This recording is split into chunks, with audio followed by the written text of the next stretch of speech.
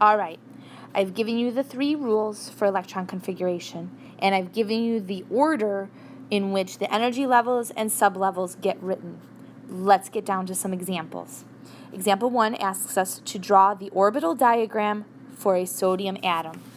First on our list is to identify what an orbital diagram is. This is also known as drawing the arrows. I'm going to show you how to do this for sodium. If you take a look at sodium on your periodic table, you'll find that sodium's atomic number is 11.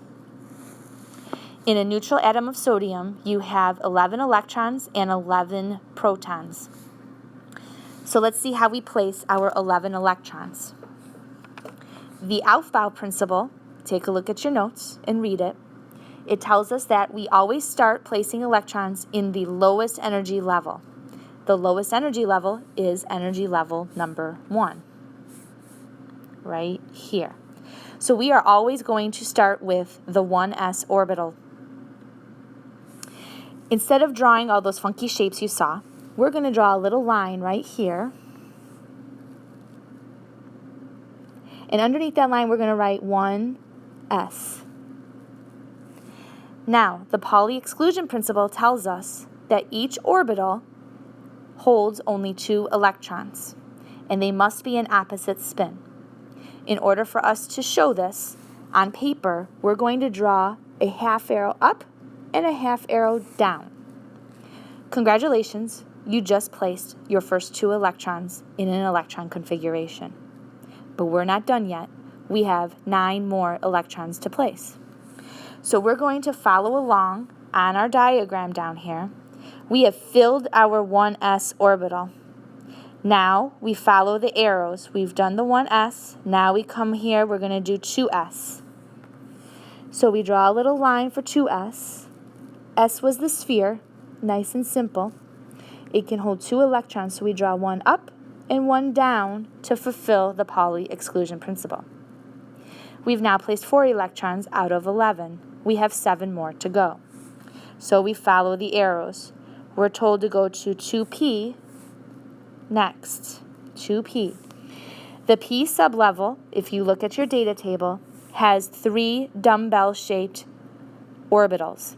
We're not going to draw those. Instead, we're going to draw 3 lines and label it 2p. Now, Hund's rule comes into play. We haven't looked at that yet. Hund's rule tells us that electrons fill each orbital in a sublevel until they all have one. What that means here is we're going to place 1 electron on each line. We go up, up, up. Now let's take a minute and count how many electrons we've placed. If you guessed 7, you're right, and you can add. Congratulations. We still have to get to 11, so now we can come back and fill in our second electron. Why do we only put 1 in each orbital to begin with? The reason for that is electrons have like charges, they're all negative, and they don't want anything to do with one another. Let's place in our 8th, 9th, and 10th electrons. We have 1 more to go, but we have no more room at the 2p level. So we're going to follow our diagram. What comes after 2p? We follow the arrow down, and we have a 3s. S only has 1 sublevel. S only has 1 orbital. So we put 3s here, and we have 1 electron left to place. We place it with an up arrow. This is an orbital diagram. All right, we're almost done. This one's going to be a little bit longer because we have 2 things to do here. In this example, we're asked to write the orbital diagram as well as the electron configuration. Let's state what this means. Electron configuration is also known as a shorthand.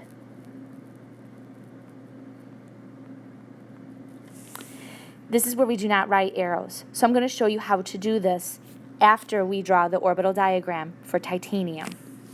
If you look on the periodic table, titanium is atomic number 22.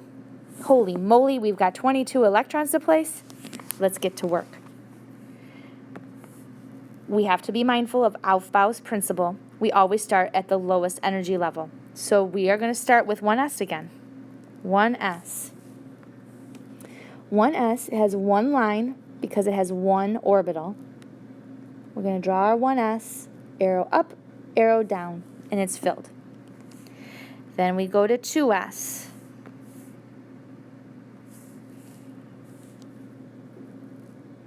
2s is arrow up, arrow down, and it's filled. We follow along in the diagram. 2p is next. P sublevels have 3 orbitals in them.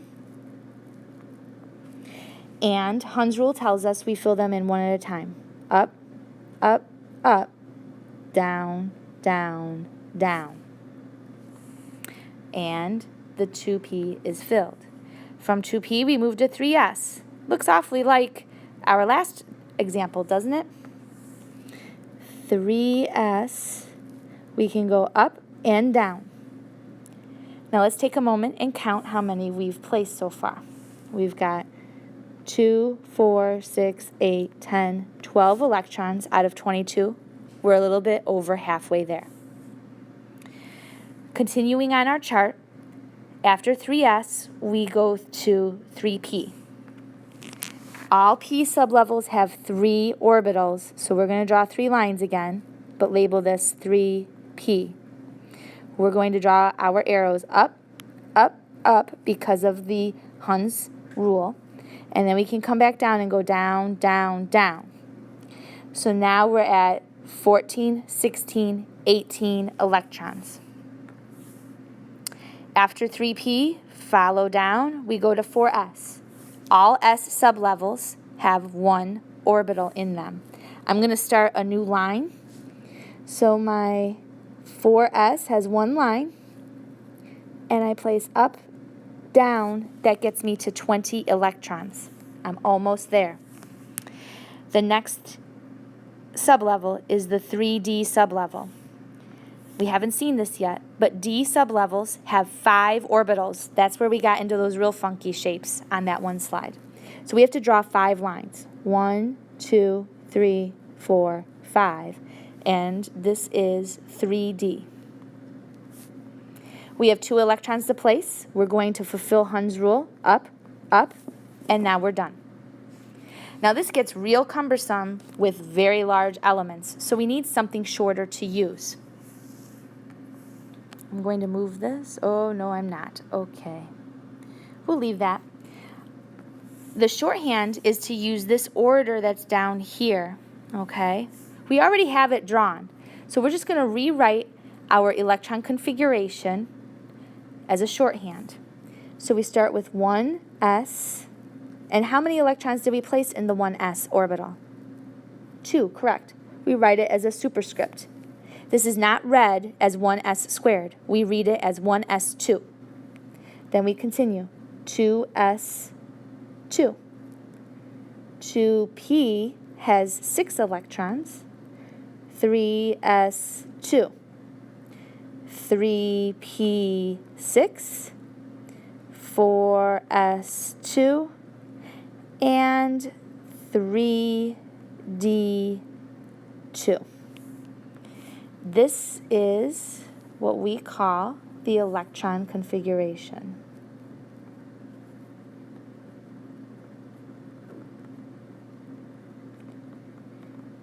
We'll practice this tomorrow in class and learn a way to use the periodic table to get the order down pat. Have a good evening.